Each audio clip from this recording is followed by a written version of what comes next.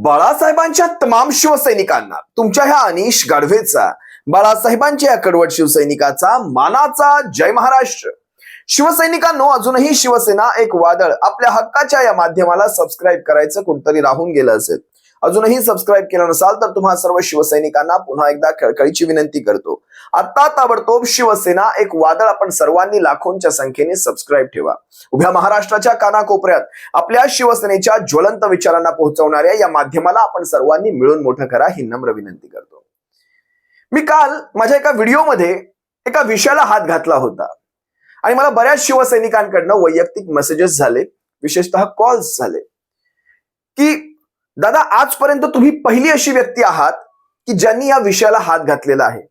काल नकळत माझ्याकडनं त्या विषयाला हात घातला गेला. खरं तर माझं कुठलंही उद्दिष्ट नव्हतं त्या विषयाचं, पण शिवसैनिकांकडनं तो विषय बारीकीने ऐकला गेला आणि त्यांच्याकडनं विनंती झाली की हा विषय तुम्ही वेगळ्या व्हिडिओत सेपरेट घ्यावा, जेणेकरून हा विषय जास्तीत जास्त लोकांपर्यंत पोहोचेल. कारण कालचा तो व्हिडिओमध्ये मध्यामध्ये घेतलेला तो विषय होता आणि तो विषय होता की ही जे डॉक्टरांचा सुळसुळाट झालेला आहे, कायरो प्रॅक्टिस करणारे.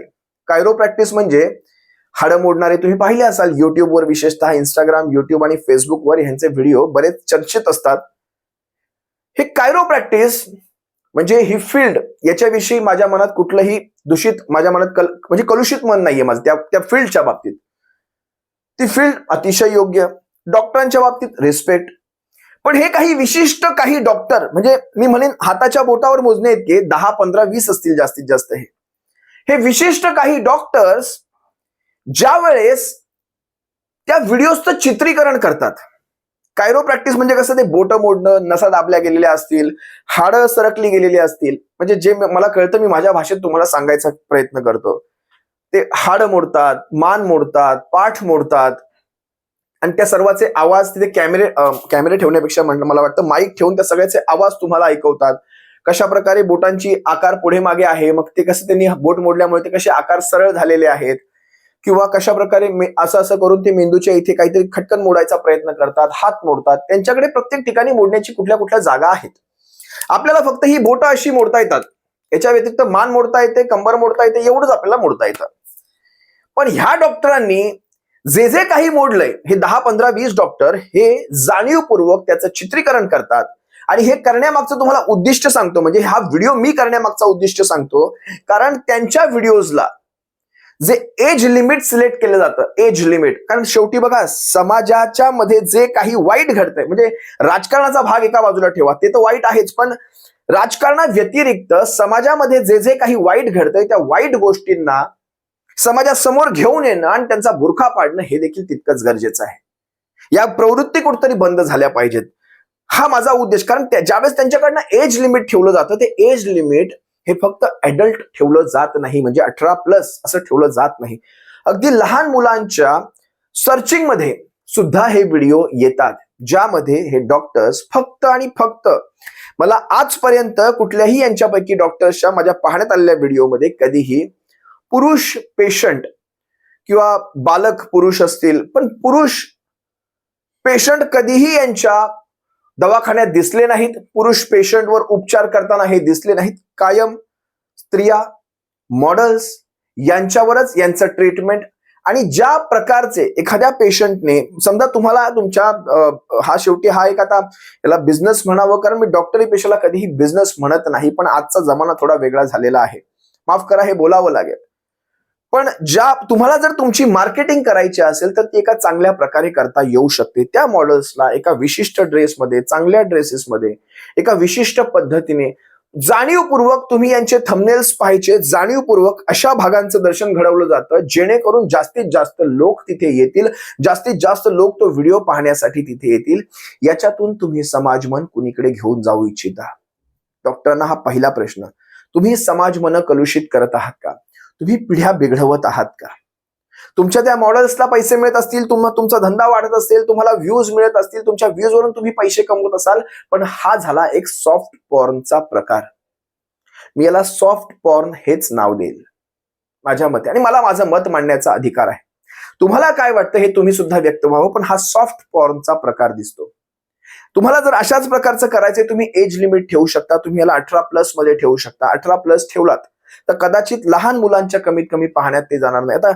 आता युट्यूब ह्या सगळ्या गोष्टीवर रिस्ट्रिक्शन्स कसं आणू शकतं मला माहित नाही, पण युट्यूबने सुद्धा या अशा म्हणजे जर तुम्ही करत आहात तर तुम्ही डॉक्टरी ह्या पेशाचं नाव बदनाम करू नका. कारण डॉक्टरांना आम्ही पाहतो ते आमच्यासाठी देवापेक्षा कमी नाहीत. डॉक्टर देवापेक्षा कमी नाहीत. पण हे असले प्रकार, आता खरं सांगायला गेलं तर हा असलेच प्रकार काही महिला शिक्षकांकडनं, प्रायमरी शिक्षक असतात जे लहान मुलांचे शिक्षक असतात त्यांच्याकडनं पण मी पाहतो. तुम्ही जर आदर्श घ्यायचं तर आमच्या झेडपीच्या शिक्षकांकडनं घ्या.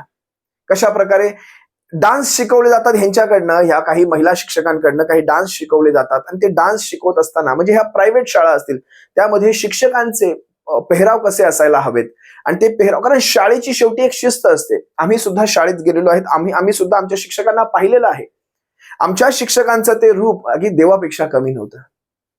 आणि आताच जे पाहतो हे प्री प्रायमरी म्हणजे नर्सरी असेल, प्ले ग्रुप असेल किंवा ज्युनियर सिनियरचे हे जे वर्ग असतील, लहान शिशु मोठा शिशु आपण त्याला म्हणतो, ह्यांच्या ह्या वर्गातल्या प्रायव्हेट स्कूल्स म्हणण्यापेक्षा अगदी एवढ्याच वर्गांसाठीच्या त्या शाळा असतात ज्या प्रायव्हेट असतात त्याच्यामध्ये सुद्धा व्हिडिओ काढले जातात.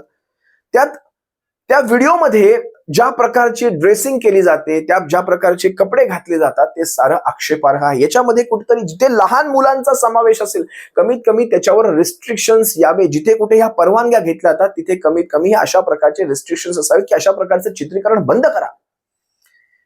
हे चित्रीकरण आपण आपल्या मुलांवर करू शकता, पण आता खरं इतर पालक त्याच्यावर किती येतात हा विषय माझा विषयांतर होतो. खरं तर मला डॉक्टरांच्या विषयावर बोलायचे, पण हा सुद्धा एक संबंधित विषय आहे. तुम्ही जर अॅग्री करत असाल, तुम्ही या गोष्टीशी सहमत असाल तर तुम्ही व्यक्त व्हा कमेंटमध्ये. कारण हे व्हिडिओ आपल्याला अशा ठिकाणापर्यंत पोहोचवायचे जेणेकरून ह्या गोष्टी भविष्यात बंद झाल्या पाहिजेत. हे कायरोप्रॅक्टिस वाले डॉक्टर तुम्ही पहा, कधीही म्हणजे यांच्या चेहऱ्यावर एक सोज्वळ भाव असतो, पण तुम्ही त्या ज्या मॉडेल्स आणले जातात त्यांच्या चेहऱ्यावरचे भाव पहा, त्यांचे ते आवाज काढण्याचे प्रकार पहा. हे सगळं काढत असताना तुम्ही हे काय दाखवण्याचा नेमका प्रयत्न करताय? मग जे दाखवायचं ते स्पष्टच दाखवा. ताकाला जाऊन भांड लपवू नका. ते भांड लपवून कशाला करताय? डॉक्टरांच्या चेहऱ्यावर सोज्वळ भाव, मॉडेलच्या चेहऱ्यावर वेगळाच भाव, ते आवाज काढण्याचे प्रकार, हे सगळं करून तुम्ही समाज बिघडवत आहात. मी कुठलाही इथे व्हिडिओ इथे दाखवणार नाही. कुठल्याही डॉक्टरचा मला इथे वैयक्तिक व्हिडिओ दाखवायचा नाही. मला कुणाला इथे वैयक्तिक बदनाम करायचं नाही. पण विशेषतः हे काही हाताच्या बोटावर मोजण्यासारखे 15-20 डॉक्टर्स, अगदी नावं सुद्धा मला काही डॉक्टरांची तोंडावर येतील, पण मी ती नावं इथे घेणार नाही. जाणीवपूर्वक नाही. समजने वाले को इशारा काफी. या अशा गोष्टी करून तुम्ही समाज मन खराब करू नका. तुमचे पेशंट किती वाढतील मला माहित नाही, तुमचा धंदा किती वाढेल मला माहित नाही, पण त्यातून एक मानसिकता, एक घाणेरडी मानसिकता समाज मनामध्ये तयार होते डॉक्टरांविषयीची. डॉक्टरांविषयीचं एक घाणेरडं मत तयार होतं की कारण बघा, शेवटी तुमच्याकडे पुरुष किंवा स्त्री म्हणून पाहिलं जात नाही. डॉक्टरांकडे आजही पुरुष स्त्री म्हणून पाहिलं, तुमच्याकडे डॉक्टर म्हणूनच पाहिलं जातं. जो कोणी पेशंट येतो तो पेशंट म्हणून त्यांच्याकडे जातो. समोर समजा महिला पेशंट असेल तरी समोर पुरुष डॉक्टर असेल तरी त्याला डॉक्टर म्हणूनच पाहते, एक देवदूत म्हणूनच पाहते. हे समाजाचं मत आहे तुमच्याविषयी. हे समाजाचं मत तुमच्याविषयी घाणेरडं होऊ देऊ नका. आणि ह्या 10-15 डॉक्टरांमुळे सर्व डॉक्टर्स विषयी हे समाजाच्या मनामध्ये हे जे मत तयार होतंय ते मत होऊ देऊ नका. एवढीच आमची माफक अपेक्षा आहे या सर्वांमध्ये. जर माझं कुठे काही चुकत असेल, या कायरोप्रॅक्टिस डॉक्टर विषयी बोलून जर तुम्हाला वाटत असेल नाही ते जे करतायत ते योग्य करत आहेत, त्यांना करू द्या. त्याच्यामुळे समाजात एक चांगला मेसेज जातोय. लहान मुलं पाहत असतील तर पाहू द्या, मोठ्यांना पाहायचंय पाहू द्या. याच्याशी आपला काही संबंध नाही. तसे युट्यूबवर अनेक हजारो तशा प्रकारची माणसं आहेत, पण ती डॉक्टर म्हणून लावून फिरत नाहीत ना तिथे. ते नावापुढे डॉक्टर लावत नाहीत. हे लक्षात ठेवायला हवं. असो, तुर्तास तुम्हा सर्वांची रजा घेतो, पण आपण कमेंटमध्ये नक्की व्यक्त व्हावं, हा जो विषय मी मांडला आहे योग्य आहे का? सप्रेम जय महाराष्ट्र बाळासाहेबांच्या शिवसैनिकांना. काळजी घ्या. जय महाराष्ट्र.